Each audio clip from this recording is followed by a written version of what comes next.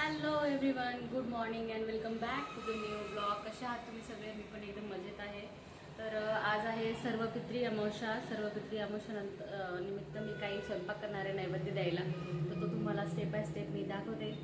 आणि आता जस्ट बेसन पीठ घेतले, स्टार्टिंगच करते. तर बघत राहा शेवटपर्यंत मी कसं बनवते, काय बनवते. Stay tune. याप्पा and here is the result. आता ह्या पातोड्या मी बनवल्या आहे आणि त्या कापून घेणार आहे. हो, आता माझ्याकडनं किती सक्सेसफुल होतं. कट होतंय.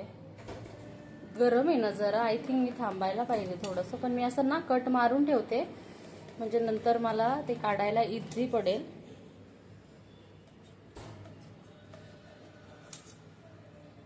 सर्व पित्री आहे. आम्ही पित्र म्हणजे ऍक्च्युली अजून आमच्याकडेच नाही आलं पित्रांचं, बट सर्व पित्री असल्यामुळे नैवेद्य देतात सगळे. मम्मीचा कॉल आला जस्ट मला की नैवेद्य देऊन द्यायचा असं. तर सर्व पित्रीला सगळेजण देतात म्हणे नैवेद्य, तर मी देऊन देते आता नैवेद्य.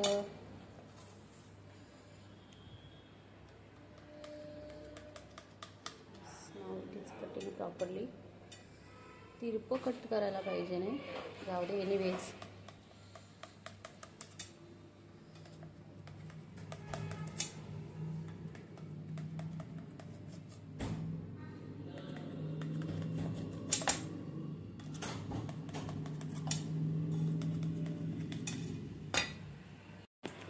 हे गाईस, तर अशा प्रकारे मी दुसरं पण कट करून घेते आणि मग भेटते.